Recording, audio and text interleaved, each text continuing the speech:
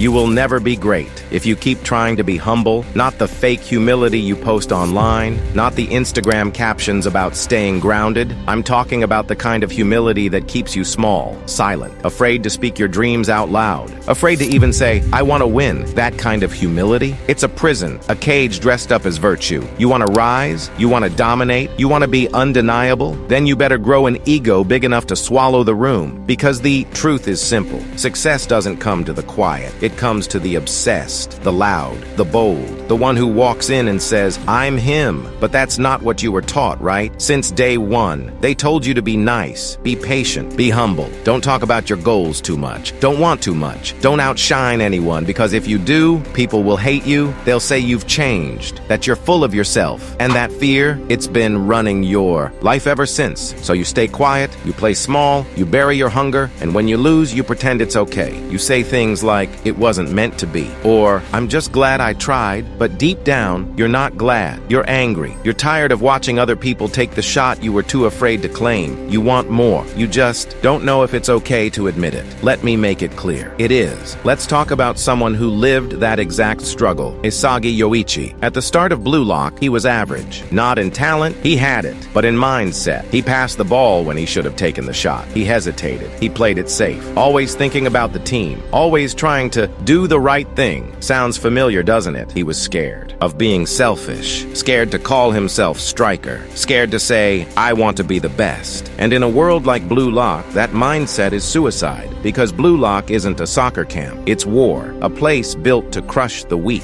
A place that only rewards one thing, ego. If you hesitate, you die. If you doubt yourself, you disappear. And that's exactly what started happening to Isagi. He watched others step up. Players like Bachira, Nagi, and Baru, each with monster-level ego, each taking risks, each owning their identity. And Isagi, he was stuck in the middle. Too good to quit. Too scared to rise. But then came the breaking point. Another game, another loss, another moment of hesitation. That ended in regret. Isagi snapped, not in rage, but in clarity. He looked in the mirror and said, I'm done watching, done playing nice. I'm not here to support someone else's dream. I'm here to live mine. That was it. The old Isagi died, and something new was born. A killer instinct, a sharpened edge, a player who stopped waiting for permission and started taking what he wanted. He said, if I want to be the best striker in the world, then I need to stop thinking like a follower. I need to become a monster. And he did. From that moment forward, Isagi evolved, not just technically, but mentally. He stopped hesitating. He stopped second-guessing. He took the damn shot. He studied harder than anyone, analyzed the field with deadly precision, outworked everyone in the room. He started dominating, not because he became selfish, but because he finally gave himself permission to be great. He started trusting his instincts. He started taking space. And most importantly, he stopped apologizing for wanting to win. You could see it in his eyes, that fire, that belief, that ego, the kind of ego that says, I'm the best, and I'll prove it every single time. Not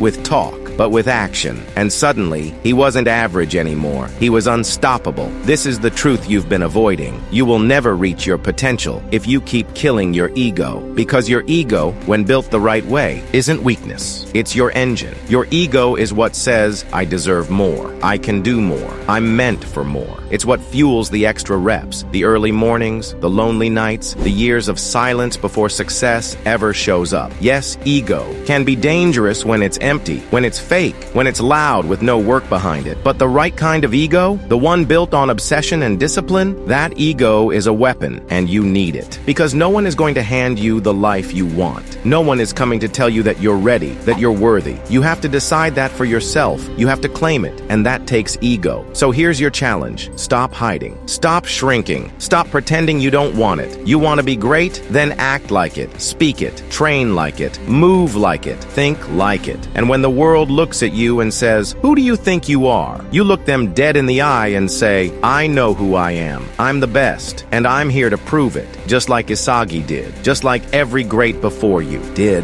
No more waiting. No more wishing. It's time to own your ego, feed it, fuel it, and let it carry you to the top. Because in the end, success doesn't belong to the humble. It belongs to the hungry, to the obsessed, to the ones who aren't afraid to say, I deserve it all. Now go take what's yours.